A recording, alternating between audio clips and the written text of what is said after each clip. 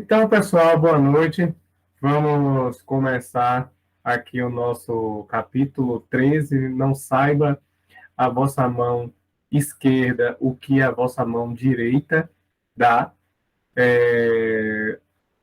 Como sempre, iniciamos o nosso estudo com a questão das passagens bíblicas, mas é importante dizer que esse capítulo é um capítulo muito denso, muito grande, com muitas reflexões e que foi necessário um trabalho extra para que fosse possível compilar todo esse conhecimento, né, que é divulgado nesse capítulo, para que a nosso estudo de hoje ele não ficasse um estudo muito cansativo, ele não ficasse cansativo não seria a palavra correta, que ele não ficasse muito extenso. Então, realmente, talvez eu passe em algumas questões aqui com uma certa velocidade, e por isso eu peço que, caso vocês não tenham entendido alguma coisa, volta no vídeo, dá uma meditada sobre as passagens, que eu te garanto que de todos os capítulos que a gente já fez até agora, esse é um capítulo que realmente vai mexer com as estruturas. Ele vai mexer com a gente internamente, em alguns, em alguns pontos faz até o nosso espírito chorar. Então, é essa mensagem inicial que eu gostaria de passar, e assim a gente pode iniciar com as passagens, né? No caso aqui de Mateus, capítulo 6, versículo 1 a versículo 4. O que tem aqui, né? Tens cuidado em não praticar as boas obras diante dos homens para serem vistas, pois do contrário não recebereis a recompensa de vosso Pai que estais no céu. Assim, quando destes esmola, não façais tocar as trombetas diante de vós, como fazem os hipócritas nas sinagogas e nas ruas, para serem louvados pelos homens. Digo em verdade que eles já receberam a sua recompensa. Enfim, então que a sua esmola fique em segredo, né? Que a sua ajuda, de um modo geral, que essa é a mensagem, né? Que o seu benefício, que a sua benevolência sempre fique em segredo. Inclusive, a gente pode fazer um parêntese aqui, que Jesus, em inúmeras passagens, ele sempre dizia isso, que feliz daquele que não é reconhecido pelos homens, porque este será reconhecido pelo meu Pai que está no céu. Inúmeras passagens aqui também, durante o estudo de hoje, a gente vai ver que nenhum benefício se perde. E toda vez que a gente faz as trombetas tocarem, quando a gente faz um bem, nós estamos colocando mais ênfase no reconhecimento dos homens do que do reconhecimento de Deus. E isso mostra a inferioridade de espírito, que também é outro conceito que vamos estar aprofundando bastante aí no decorrer do estudo de hoje. E aí a gente já começa, né, com o texto do Evangelho. A gente vai fazer aqui algumas considerações finais. Fazer o bem sem ostentação, essa é a máxima do capítulo de hoje. Há um grande mérito em ocultar tudo aquilo que você faz de bom. Então, é uma marca incontestável de superioridade moral, a gente já falou sobre isso, mas o ponto principal dessa primeira parte aqui é abstrair-se da vida presente, identificar-se com a vida futura. Quem está acompanhando desde o princípio os capítulos aqui, fica claro quão o Evangelho nos convoca, não é nenhum convite, um chamado para que a gente se abstenha da vida presente e se identifique com a verdadeira vida, que é a vida futura. É como se essa vida fosse um jogo de ilusões que vence aquele que entende que essa vida é um jogo de ilusões. E acredite, como é difícil não entender isso, que isso entender é até fácil. Como é difícil você sentir isso, você trazer isso para o coração e aí você despertar. Aí é que você vai se auto-iluminar, é de fato entender a regra do jogo.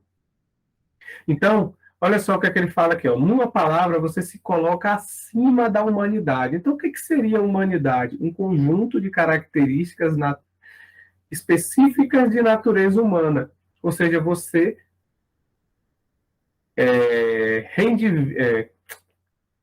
você renuncia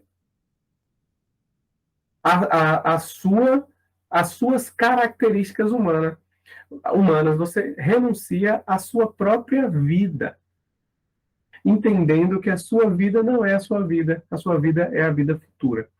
É um pouco complexo esse conceito, mas meditem sobre isso, que essa verdade vai tocar no coração. E aí é que está o grande desafio da vida, é tirar essa verdade do cérebro e trazer para o coração. Essa é a verdadeira liberdade. Eu tenho absoluta certeza que um dia todos nós iremos nos iluminar a esse ponto de trazer isso para o coração. E aí a regra do jogo muda completamente.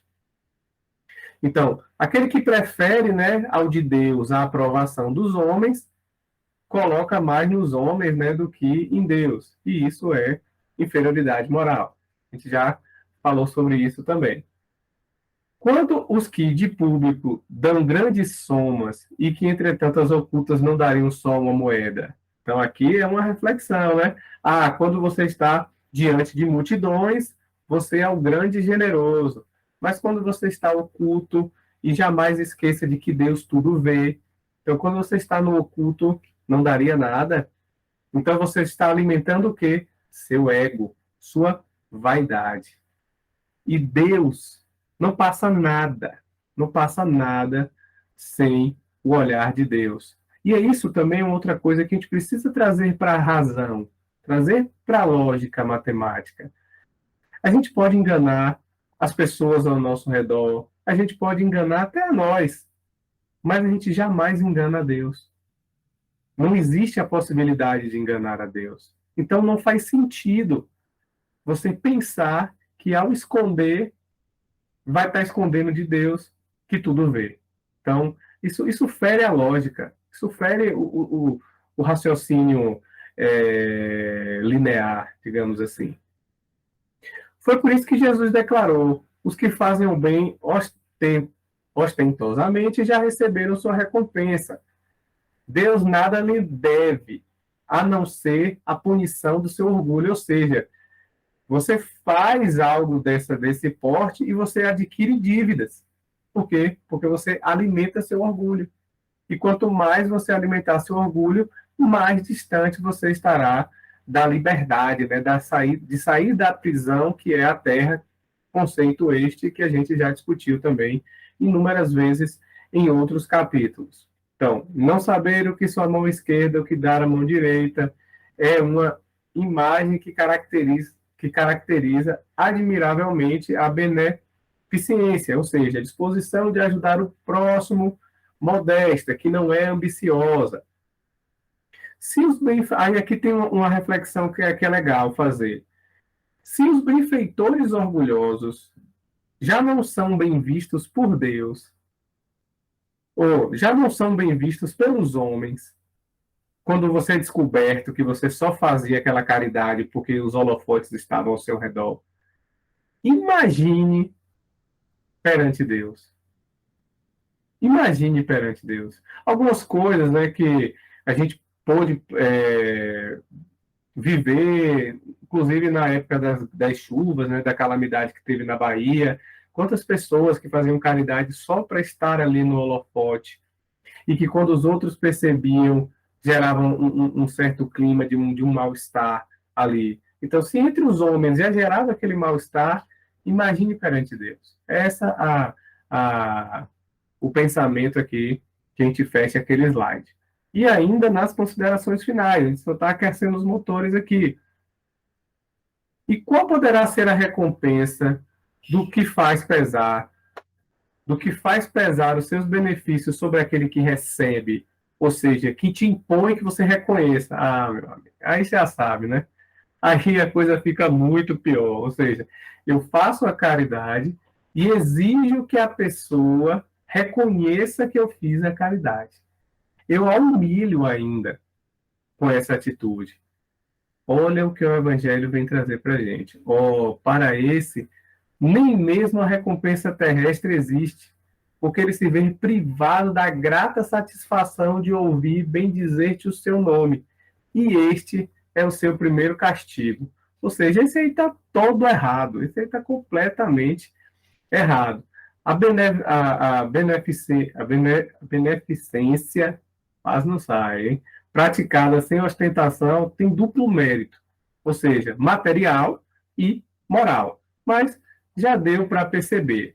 A máxima aqui, o asterisco que eu quero deixar, é a importância de não ferir o amor próprio de quem está recebendo. Ou seja, ter a delicadeza de fazer a caridade, também, além de não mostrar nada a ninguém, fazer a caridade com a delicadeza da pessoa não se sentir ofendida em receber aquela caridade, que também é um exercício a ser feito.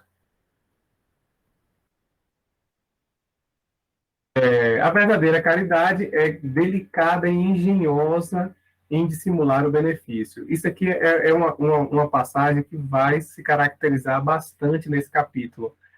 Ter cuidado na hora de ajudar o outro. Ter cuidado na hora de fazer o bem para o próximo. Para que o próximo não se milindre com isso, não se sinta inferiorizado em estar precisando daquela ajuda. É saber encontrar palavras brandas e amáveis que colocam o beneficiado à vontade na presença do benfeitor, ao passo que a caridade orgulhosa esmaga, ofende, diminui.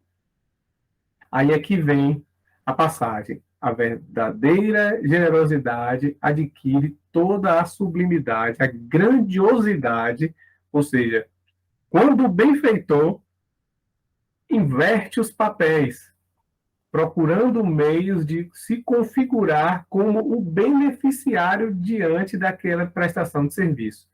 Olha aqui que coisa interessante para a gente refletir. A verdadeira generosidade. O que seria a verdadeira generosidade para o espírito de verdade?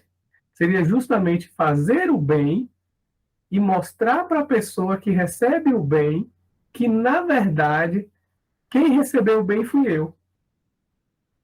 Fazendo com que a pessoa se sinta feliz em saber que você também ficou feliz.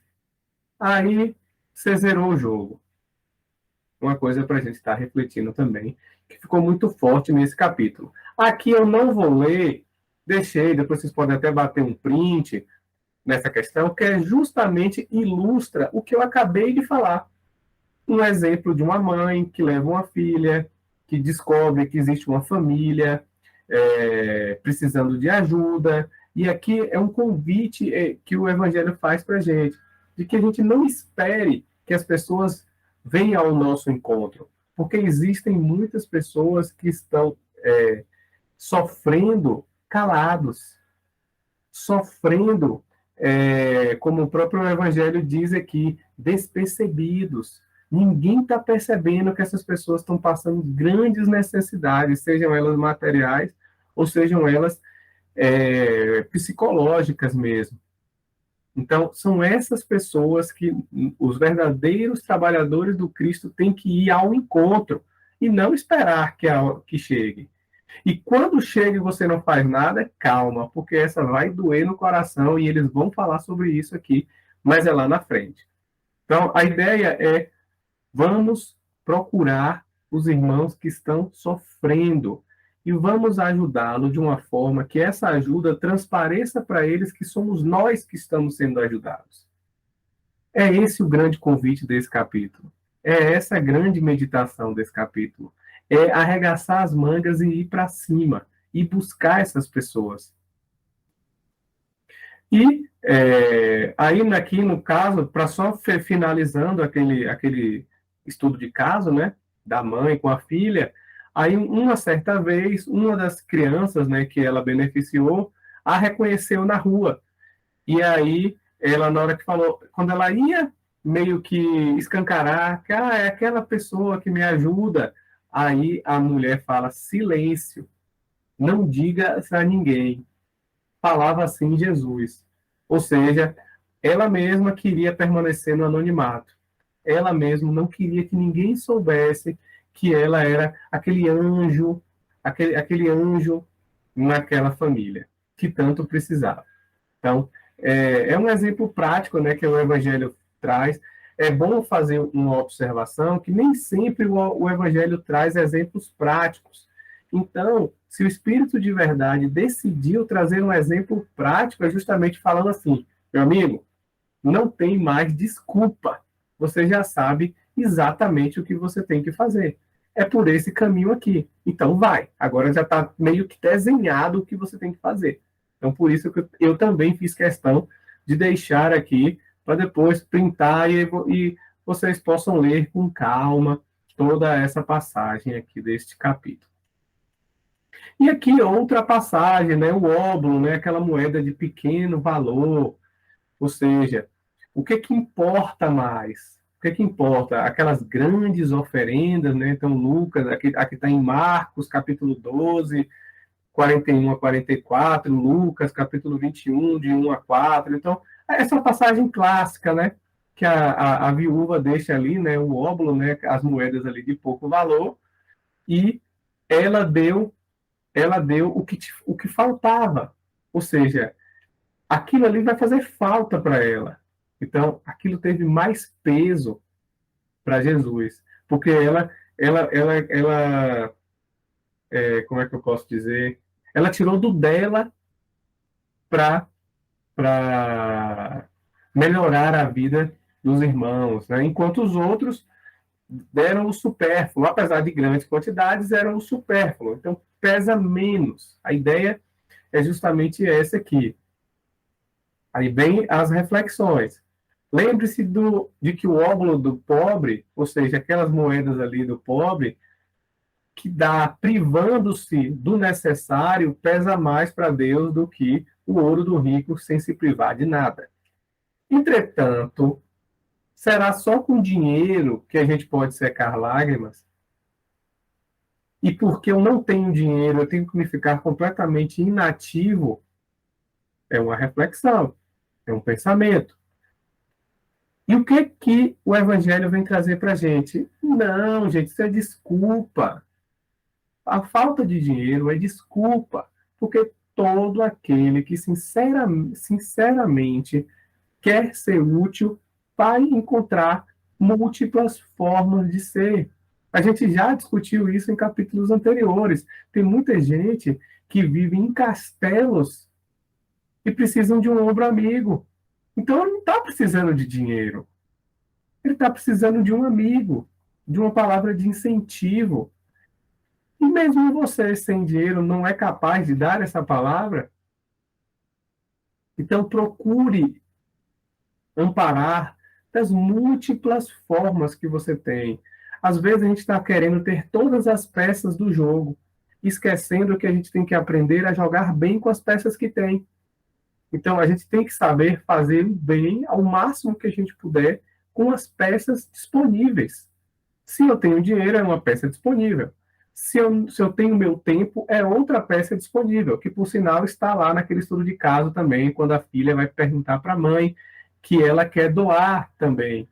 Aí a mãe fala: sim, você quer doar, mas você não trabalha, como é que você vai fazer isso? Você vai doar seu tempo, indo no hospital, visitar as pessoas doentes, indo no orfanato, indo numa casa de idoso. Então, assim vocês também está sendo útil, mesmo sem dinheiro. Então, é essa a reflexão aqui deste ponto.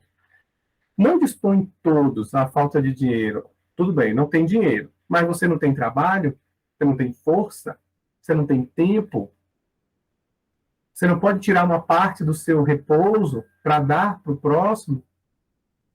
Isso também é uma dádiva do pobre, que é, no caso aqui, a referência do óbolo da viúva. Então, continuando, né, sempre dar sem esperar retribuição. Essa é a máxima aqui.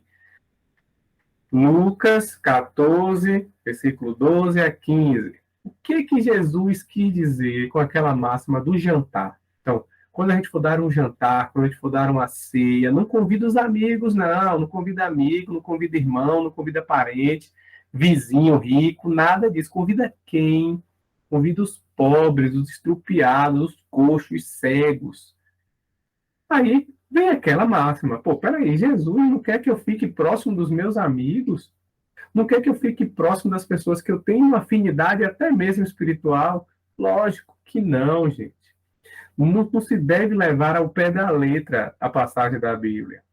A ideia aqui é justamente de que feliz é aquele que pode dar para pessoas que não vão ter, muitas vezes, condições nenhuma de retribuir, ou ao mesmo na mesma moeda.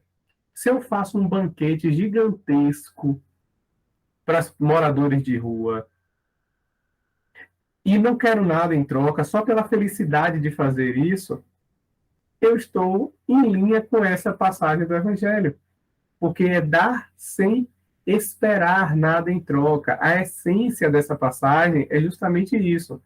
Sereis ditosos por ajudar todas aquelas pessoas que não têm condições de lhe retribuir. É isso que essa passagem quer dizer. Ou seja, feliz daquele que eu posso, que pode ajudar quantas pessoas, porque vai chegar um momento que alguém também vai te ajudar, alguém maior que você e que você também não teria condições de o fazer. Então, presta atenção nisso também. E agora a gente entra na fase das instruções dos espíritos, né? O que é que aqui vem pedrada para tudo que é lado, que eles não estavam de brincadeira nesse capítulo, viu? Eles não estavam mesmo. Aqui vem a irmã Rosália, né? Paris 1860. Amemos uns aos outros e façamos aos outros o que queríamos que fizessem eles. Ou seja, aquela máxima que a gente também já discutiu muitas vezes aqui. Tudo, toda religião, toda moral, tudo se acha fechado nesses dois preceitos. Ou seja, amar, trazer felicidade para o outro também é a minha felicidade. Ricos, pensais nisso um pouco.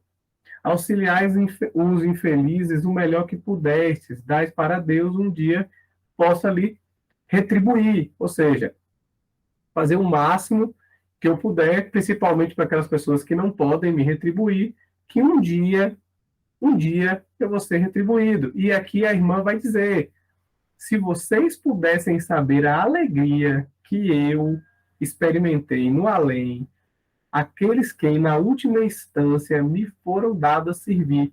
Ou seja, o quão a irmã Rosália ganhou por ter ajudado algumas pessoas.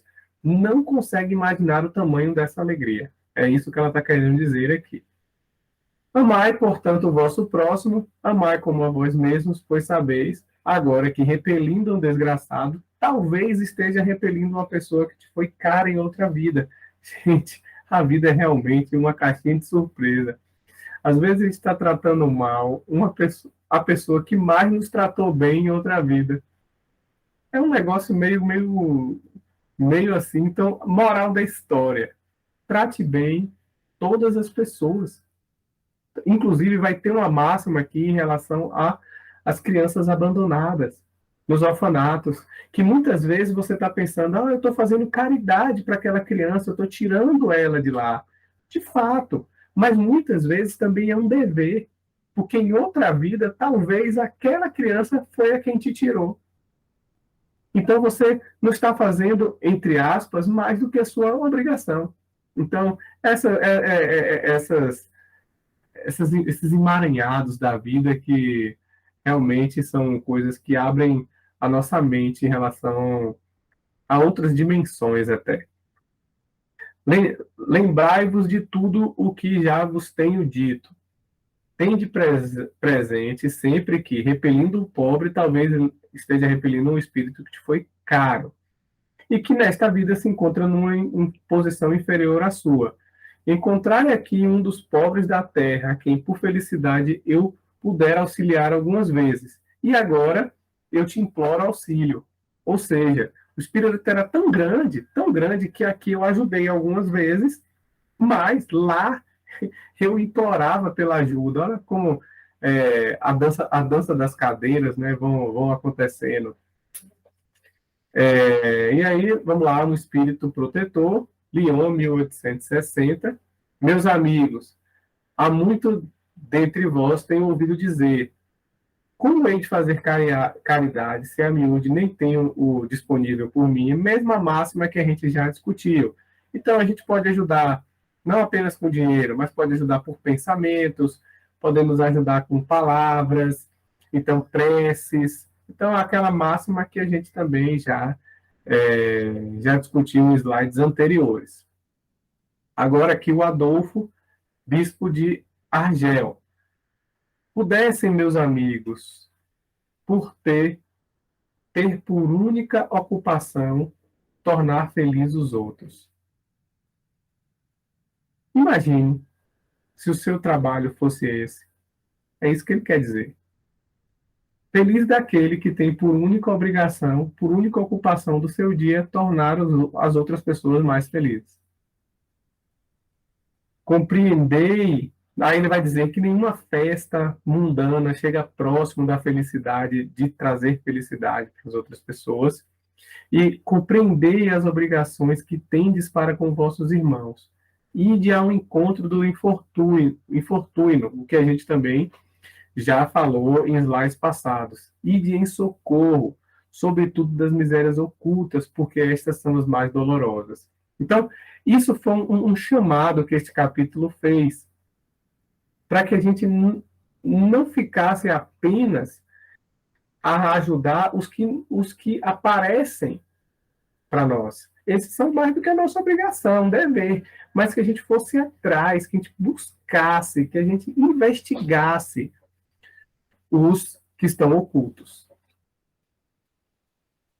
Foi uma máxima assim, que passou muito sobre esse capítulo, muito, muito, muito mesmo. Assim, foi algo que foi várias vezes lembrado. Então, não é à toa, né? Nada é à toa no Evangelho, que eles vão estar trazendo várias vezes esse mesmo tópico. Então, a Cari está aqui em Lyon, 1861.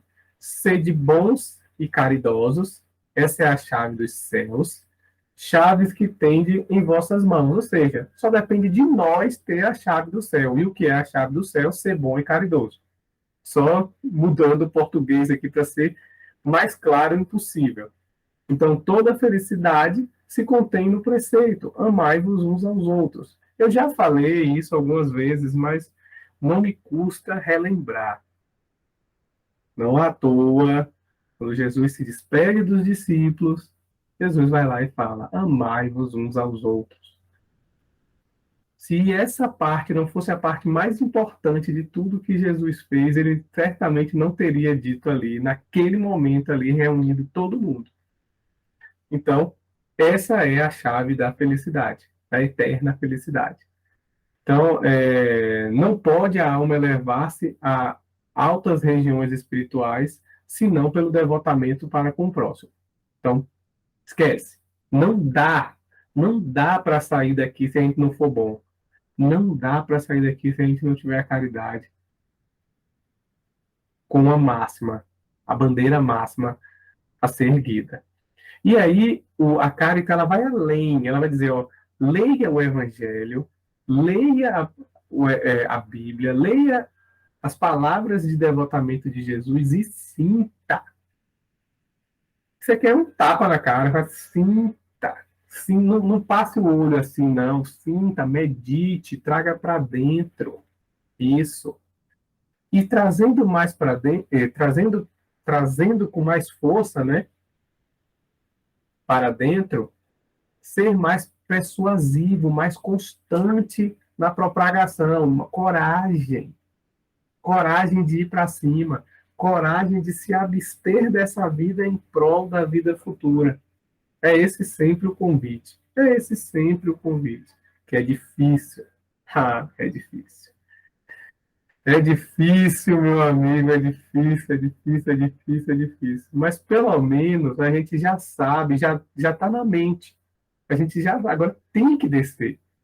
A gente tem que bolar uma forma de fazer isso descer, porque o evangelho bate toda vez na mesma tecla.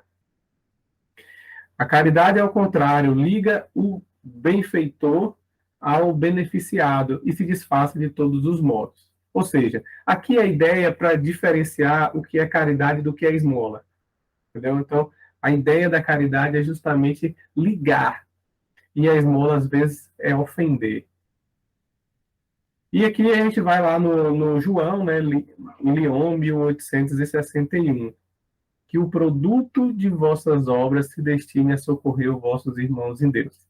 Novamente, bate na mesma tecla, não vou estar repetindo aqui, mas o que é que a gente deve fazer?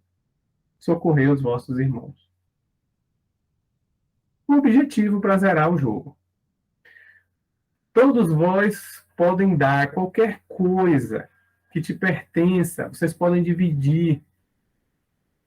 Os vossos tesouros da terra serão um pouco menores, lógico, se você dividir. Contudo, vai estar crescendo nos tesouros do céu, que de fato é a vida eterna. Ou melhor, que é a vida verdadeira. E lá, o que você divide aqui, você colhe 100 vezes mais. Lá. Quem está dizendo isso, gente? Quem está dizendo é os espíritos que já foram. Ou a gente confia, ou a gente percebe, esse capítulo foi duro para perceber o tamanho da inferioridade, principalmente do meu espírito. O quanto a gente está sabendo qual o caminho para fazer e mesmo assim está com a marcha emperrada. De quebrar o casulo e entender, os espíritos já estão aqui desenhando, já não tem mais lápis de cor para explicar, para desenhar.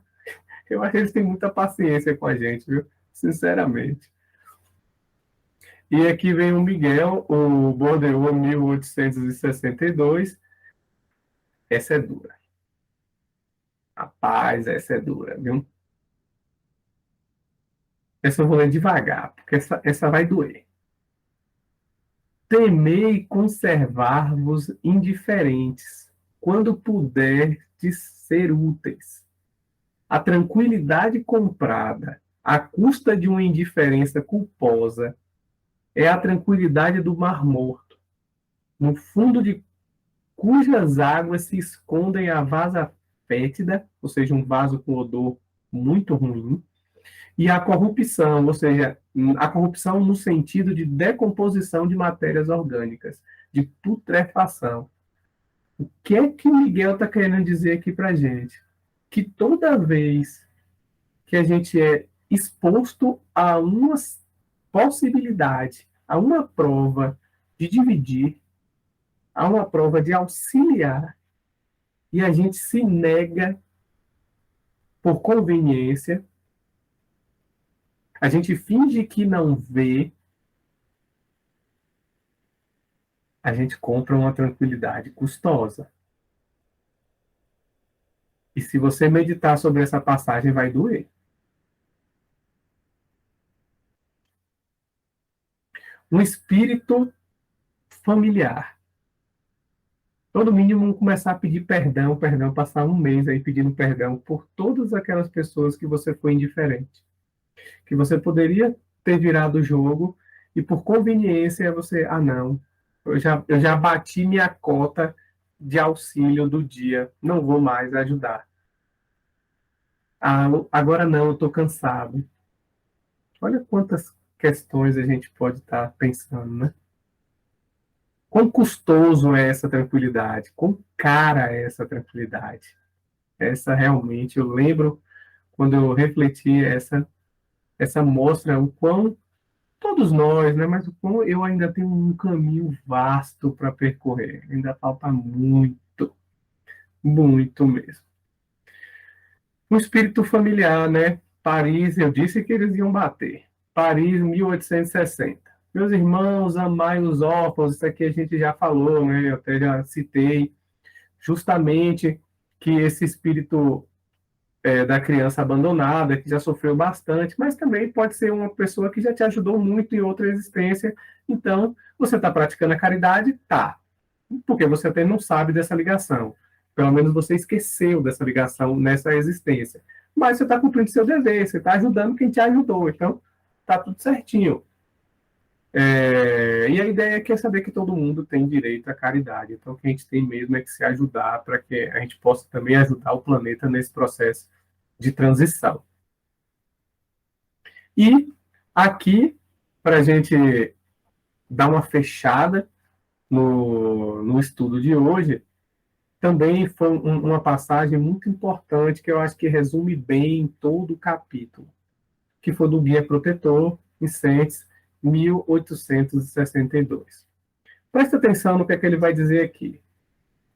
Que se deve pensar dos que recebem a ingratidão como pagamento dos benefícios que fizeram? Deixam de praticar o bem para não topar com os ingratos? É aquela máxima, pô, eu estou te ajudando, você ferro. Eu estou te ajudando, você ferro. Eu estou te ajudando e você não liga. Chega uma hora que cansa. A inferioridade nossa cansa. E é aqui que o Evangelho quer dizer. Nesses há mais egoísmo do que caridade, visto que fazer o bem apenas para receber demonstrações de reconhecimento não é fazê-lo com desinteresse total. E o bem com desinteresse total é o único agradável a Deus. Novamente mostra o quão nosso espírito ainda precisa evoluir. Meu Deus, o Evangelho bate muito. Bate muito. Precisa sentir o Evangelho para sentir a quantidade de porrada que a gente toma. Deveis sempre ajudar os fracos, embora saibais de antemão que os aqui fizestes o bem, não vão te agradecer. Ficai certo que se aquele a quem prestais um serviço esquece, ou seja, eu fiz o bem, a pessoa fingiu nem tchum. Deus não esquece. Deus leva em conta tudo e nenhum benefício fica sem pagamento. Então levanta a cabeça, mesmo diante dos ingratos, e continua fazendo o bem. E aí vem uma pegadinha, né? Se Deus permite que tudo que acontece é via permissão de Deus. Então, se Deus permite que a gente seja pago com ingratidão, é para quê? É uma prova. Prova de quê? Prova de quê, Pedro? Prova para que a gente seja experimentado na perseverança de praticar o bem. Tipo, bora lá, ele está dizendo que é bom, né? Então tá bom, então bora botar um bocado de gente ali ao redor dele que vai ser ingrato, que vai ser ingrato, que vai ser ingrato. Então bora ver se o bem dele é bem mesmo ou é um bem egoístico. A vida não é para amadores, viu? A vida não é para amadores. O Espírito que o recebeu agora, vírgula, vírgula. Você fez o bem. E aquele Espírito te pagou com ingratidão a vida toda. Um dia ele vai lembrar. E essa lembrança da ingratidão vai ser um castigo para ele. Vai doer na sua consciência, que é uma dor tamanha que não existem palavras para descrever. E ele vai desejar copiosamente reparar esse mal. Ele vai querer pagar essa dívida, ele vai querer pagar essa ingratidão. E não raro, ele pede para que volte em outra vida, se dedicando completamente para o seu benfeitor. E aí, às vezes, a gente vê uma pessoa assim, devotada ao extremo por outra pessoa, que às vezes não tem nada que explique essa questão. E aí vem dessas ligações de que essa outra pessoa também já ajudou muito e foi paga com ingratidão em outras existências. Mas a máxima total aqui é: O benefício, o bem desinteressado, nunca fica sem pagamento. E nas palavras de Jesus, feliz daquele que é pago com ingratidão pelos homens, porque será pago com amor, com todos os louvores por meu Pai que estás no céu. Era essa a mensagem, né, que eu queria passar hoje. Voltem, assistam de novo, caso seja necessário, e que a luz, né, esteja sempre conosco, hoje e sempre.